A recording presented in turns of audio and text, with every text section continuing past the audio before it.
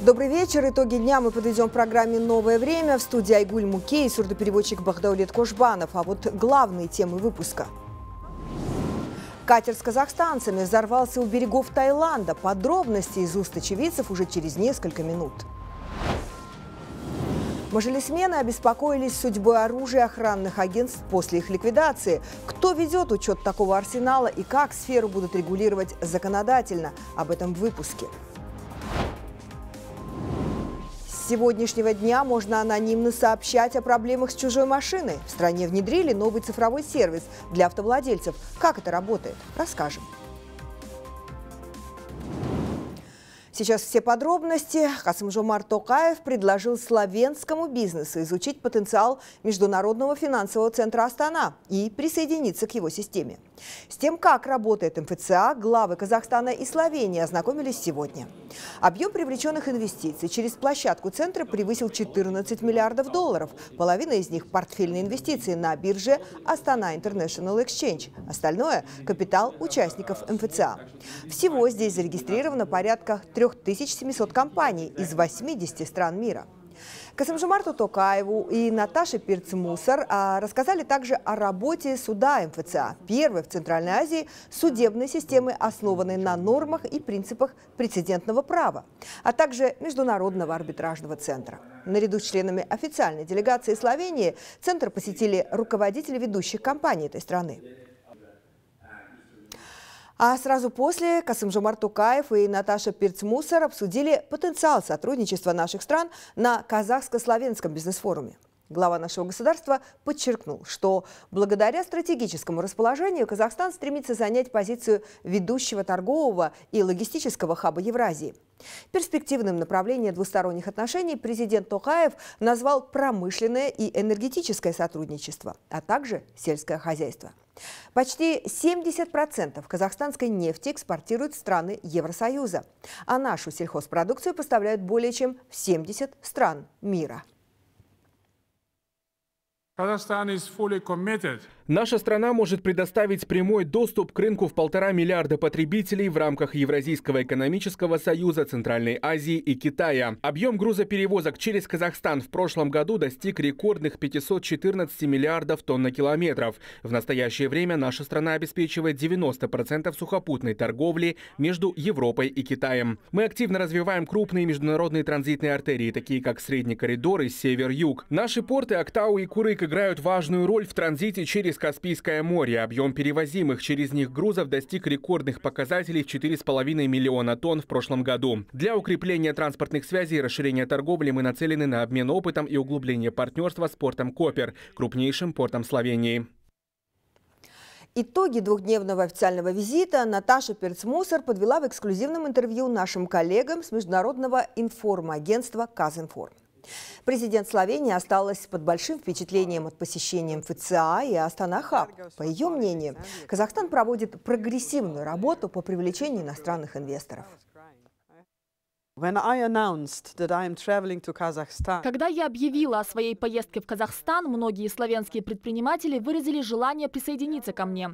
Они осознают один важный факт. Когда президент посещает страну, открывается множество дверей. И моя задача – способствовать этому. Разумеется, славянские и казахстанские предприниматели должны представлять качественные продукты. И тогда, на мой взгляд, двустороннее сотрудничество не будет иметь границ. Отметила Пирц-Мусар и наши таланты, в частности, Димаша Худайбергена. Накануне президент Токаев лично представил ей народного артиста Казахстана. Выяснилось, что славянский лидер – большая поклонница творчества Димаша уже несколько лет.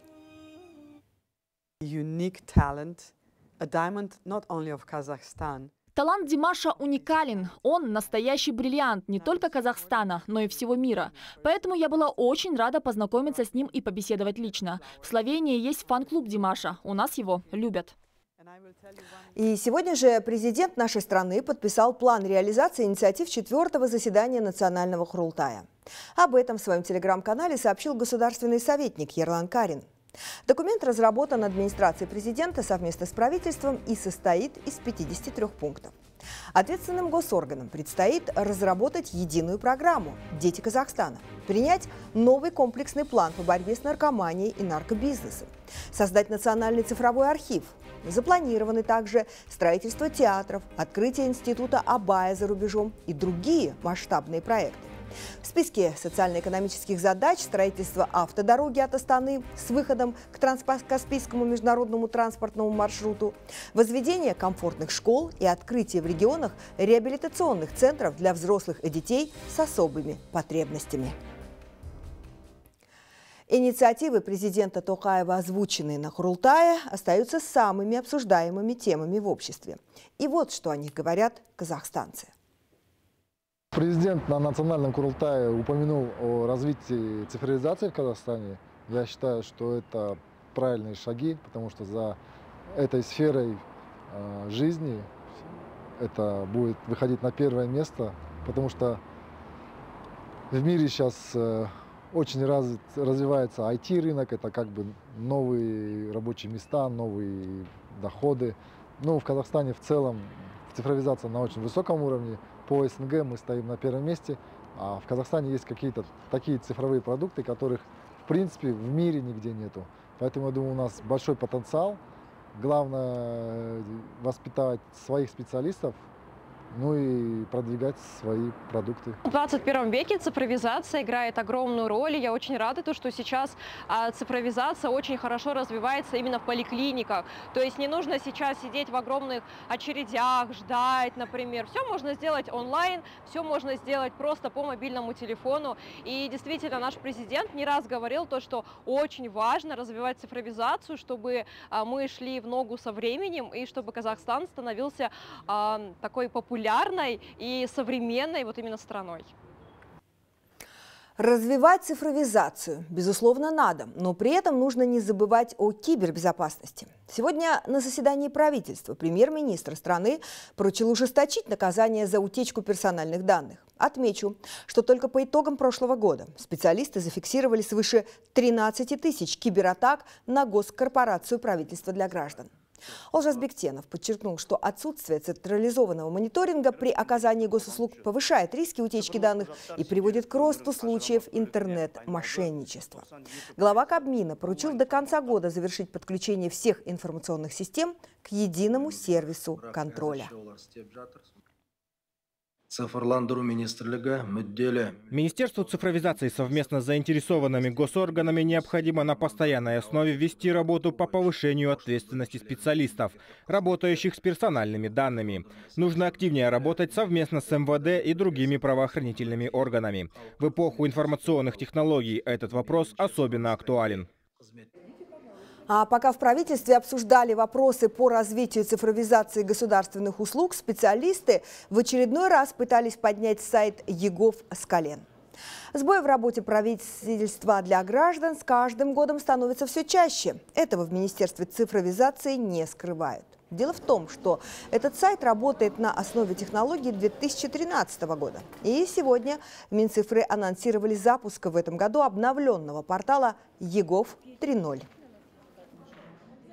За ЕГОВом порядка более 2000 интеграционных сервисов со всеми информационными системами государственных органов. Если хотя бы один из сервисов недоступен и не работает, то все услуги, которые с ним связаны, не будут работать в данный момент. Мы в текущем году запускаем новый ЕГОВ. Это полностью обновленный, полностью переписанный портал. Здесь очень важно, что абсолютно все компоненты будут обновлены. В текущем году вы все увидите обновленную версию сайта, более удобную, более стабильную, в том числе более удобную для всех госорганов и наших граждан.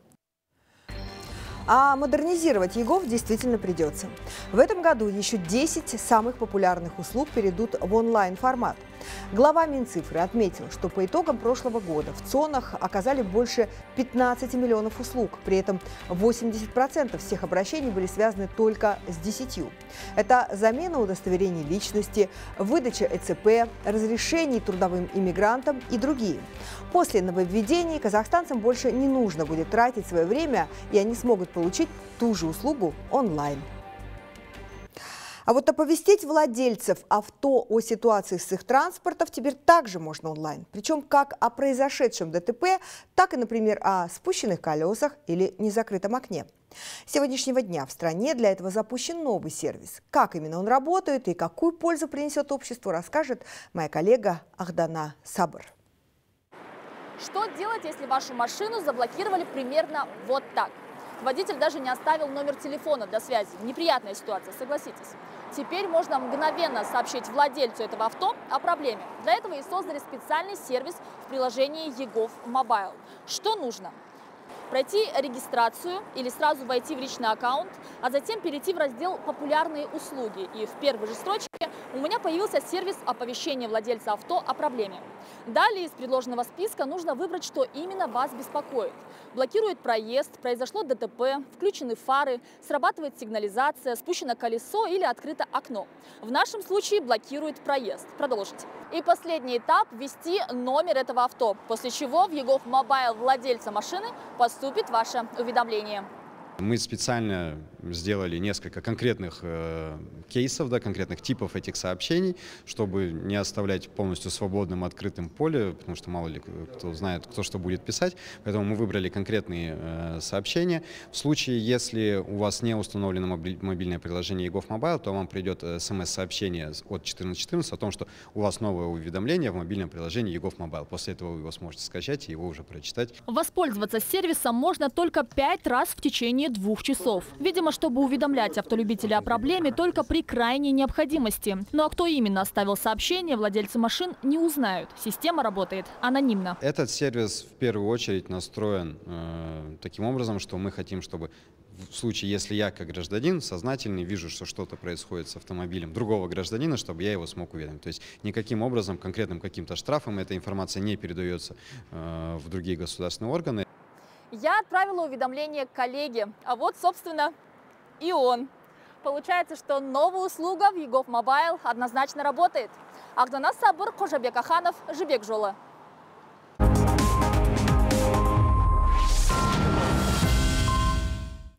Это новое время. Мы продолжаем. Уровень воды в реке Урал поднялся на 2,5 метра. На отдельных участках суточный прирост составил 11 сантиметров. Тем не менее, по словам начальника департамента чрезвычайных ситуаций и рисков наводнения, пока нет. По предварительным данным, подъем воды продолжится до середины апреля. Как отмечает в ДЧС, опасной отметкой уровня реки считается 8 метров. На сегодня показатель вдвое меньше. Паводковый период в области состоит из 3 этапов. Сейчас мы прошли 2-й. За это время подтопленных домов обнаружено не было. На сегодня наблюдаем за трансграничными реками. Проводятся противопаводковые мероприятия. Строим земляные плотины вокруг населенных пунктов, дорог, инфраструктурных объектов. Вот сейчас информация о происшествии в Таиланде. Катер с туристами взорвался на острове Майтон на юге Таиланда. На судне отдыхали граждане Казахстана и России. Ожоги получил экипаж, который остался на палубе. Несколько человек задело осколками. Огнем зацепило и нашего соотечественника Думана Байкена. По его словам, во время поездки они с супругой почувствовали запах бензина. Персонал чинил судно прямо в море. По версии местной морской службы, вероятная причина инцидента кроется в неисправном двигателе. Казахстанцы Думан и Бахытгуль говорят, что от взрыва пострадали и другие граждане нашей страны. Добавлю, борт обслуживал 37 человек. 30 из них в этот момент плавали в воде. Там гид был, он пошутил, что сейчас сгорим, у нас под нами бак, бензин 800 литров. Если панику у меня увидите, сразу спрыгните. Мы рядом с яхтой плавали. Я начал подниматься сзади этой яхты. Начал подниматься, хотел взять свою одежду.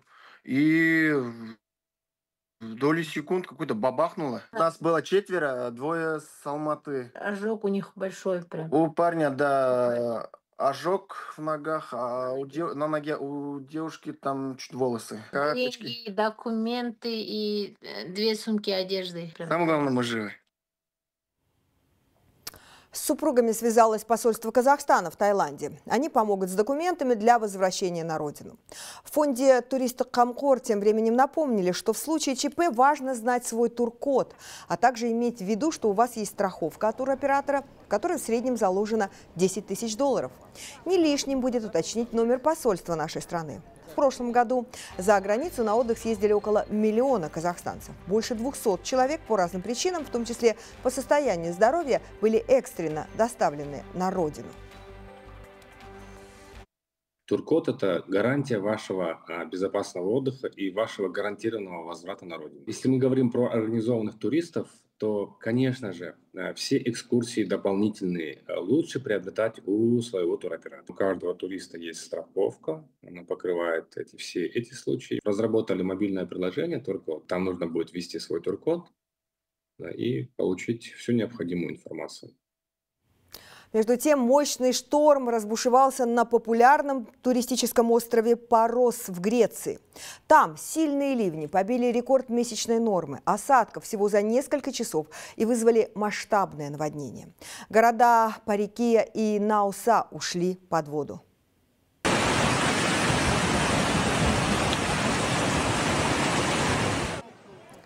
Как вы видите, потоки на улицах уносили припаркованные автомобили, а груды камней заблокировали дороги.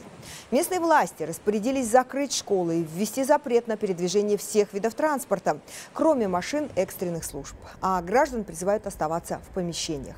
Информации о пострадавших нет. И к другим темам. Мажилисмены обеспокоены судьбой оружия охранных компаний после их ликвидации. Пока никто не знает, куда попадает арсенал после того, как организация закрылась. А потому завтра депутаты презентуют поправки в закон об охранной деятельности. В интервью нашему телеканалу депутат Магерам Магерамов рассказал, что сейчас документ никак не регулирует вопрос с оружием и спецсредствами охранных агентств после того, как они останавливают свою деятельность. А таких в стране сотни. Мажилисмены предлагают обязать такие компании сдавать оружие и патроны на хранение в органы внутренних дел. У нас получается 4200 охранных организаций. Из них более 800 приостановили свою деятельность. И на сегодня никто не знает, где находится оружие. В самом законопроекте было 15 дней, но в ходе рабочей группы депутаты все-таки пошли на то, чтобы изменить, сократить до 10 дней. Посчитали, что 10 дней достаточно, чтобы сдать оружие. Еще одна новелла – это обеспечение так называемого пропускного режима. Если закон примут, то на входе в заведение или везде, где есть пункты КПП, должны будут работать исключительно сотрудники лицензированных охранных агентств по заключенным договорам. Пропускной режим, это вот, допустим, металлоискатель вот эту ставят, либо это турникеты, либо просто визуальный, либо физический контроль идет. Это, допустим, они могут обыскать сумочки и так далее. У нас, к сожалению, в основном это ночные клубы, это рестораны. Выставляют просто крепких ребят, которые не имеют удостоверения охранников, не имеют специальной подготовки. У нас были случаи, к сожалению, когда вот охранники, в том числе были драки, и есть один случай даже со смертельным исходом. А в Шымкенте, между тем, появилась кнопка, способная спасти жизнь в любой момент. Ее установили в самых людных местах города. Нажав на нее, можно мгновенно вызвать помощь, даже если ваш телефон выключен. Как работает система и какие возможности она открывает для горожан и туристов, расскажет Шуддин Саидов. Он видит все и всегда готов помочь. С улыбкой отмечают полицейские. Житель Шымкента Багдавлет Уразбаев решил испытать новую систему безопасности в одном из городских парков. Парень просто искал выход, а результат не заставил себя ждать. Саламатсызба, Шымкент, полиция оператор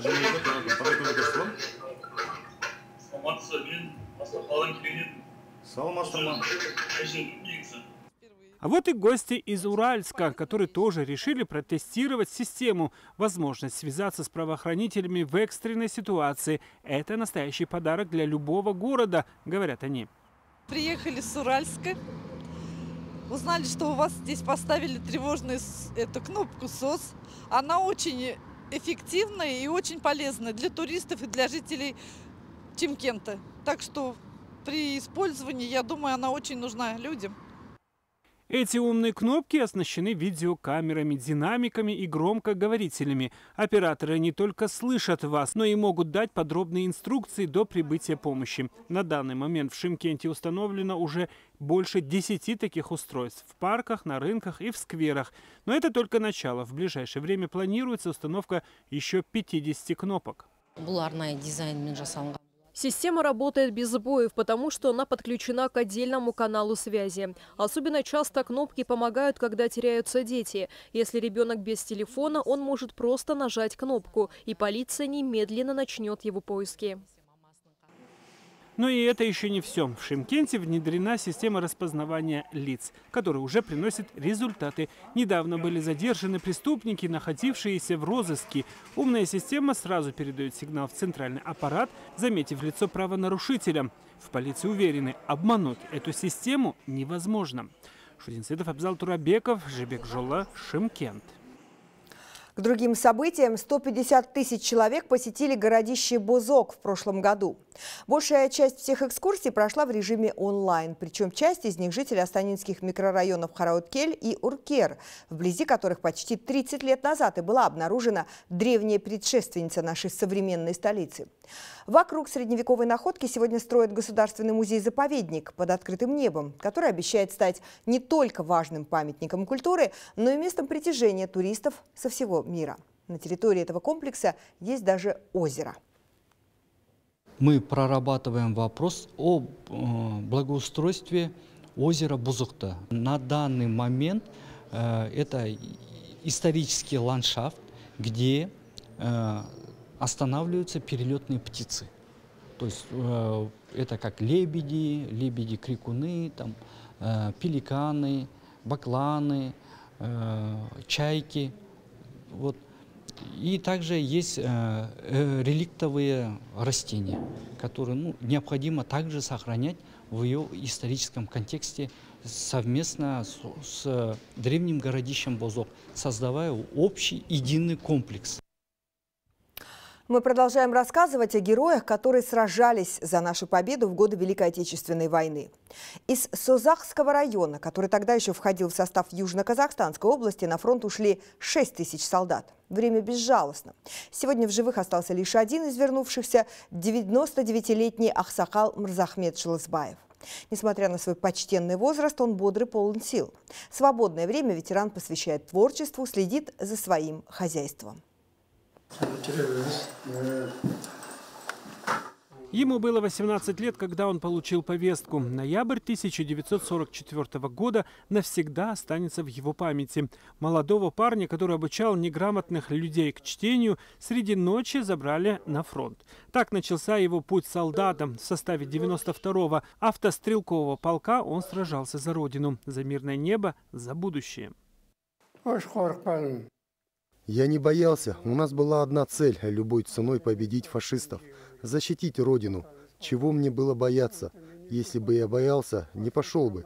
Мы попали на фронт под конец войны, но, как говорил Бауржан Мамушылы, даже один день на войне уже подвиг.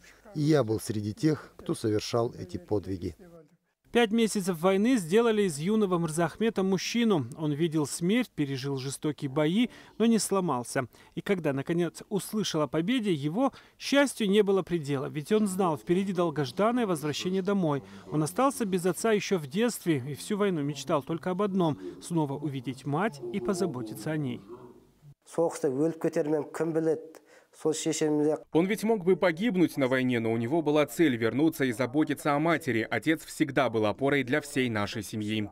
После войны Мырзахмет Жылысбаев выбрал путь учителя. Он посвятил этой профессии 46 лет, передавая знания, воспитывая поколение. Сегодня он не просто ветеран, он глава большой дружной семьи. У него 13 детей, 47 внуков и 97 правнуков. И даже сейчас он продолжает делиться мудростью, пишет воспоминания, размышляет о жизни. Его книга «Урпакка Аманат» стала своеобразным завещанием для потомков. Шудин Саидов, Абзал Турабеков, Жибек Жола, Туркестанская область. Тюрксой объявила 2025 год годом памяти казахского композитора Нургисы Тлендиева. Об этом сообщил генсекретарь организации Султан Раев. В честь столетия Тлендиева пройдут концерты, научные конференции и другие культурные мероприятия как в нашей стране, так и в тюркских государствах. Юбилей также отметят на уровне ЮНЕСКО. Творчество народного артиста стало неотъемлемой частью музыкальной классики Казахстана.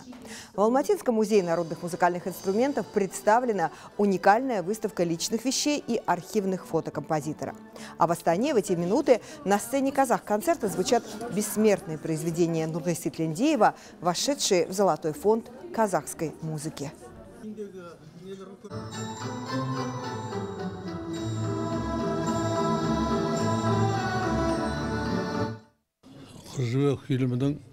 «50% успеха фильма «Кызжибек» – заслуга музыки Нургисы Тлендиева. Он создал ее, глядя прямо на кадре. Сидел с домброй перед экраном, подбирал темп, ритм, наполнял каждую ноту жизнью. Для «Кызжибек» он проделал колоссальную работу. У Нургисы была невероятная энергия, мощный характер. Талантливые люди всегда с характером. Ему не было равных, он недосягаемая вершина, его музыка вечна. И еще об одном талантливом казахстанце хочется рассказать. Трехлетний астанчанин знает наизусть флаги 150 стран мира и названия 80 столиц. Этот мальчик стал гостем нового шоу «Бүгін Лайв», которое стартовало на нашем телеканале сегодня. Отец мальчика рассказывает, что его специально никто не обучал. Мухаммед Али сам научился распознавать государственные флаги во время школьных занятий своих старших братьев. А сейчас он начал интересоваться материками и планетами. Отмечу, новое шоу «Бүгін Лайв» выходит в прямом эфире ежедневно в 12 часов дня на нашем телеканале. Ведущие программы Айдана Осембай и Ераман Амиргазы затронут самые актуальные темы вместе с интересными гостями студии.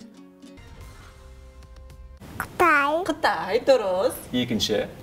Өзбекстан. Жаным. Аха. Үшіншісі? Үшіншісі, жоғары. Франция. Аха. Уверена, маленький Мухаммед Али с такими познаниями даст фору многим взрослым. Побольше бы таких героев. Ну а коллегам из программы «Бүгін Лайв» мы желаем только успешных эфиров. А на этом выпуск программы новостей завершен. Я прощаюсь с вами до завтра. Эфир продолжит аналитический обзор с Газизом Абишевым. До свидания.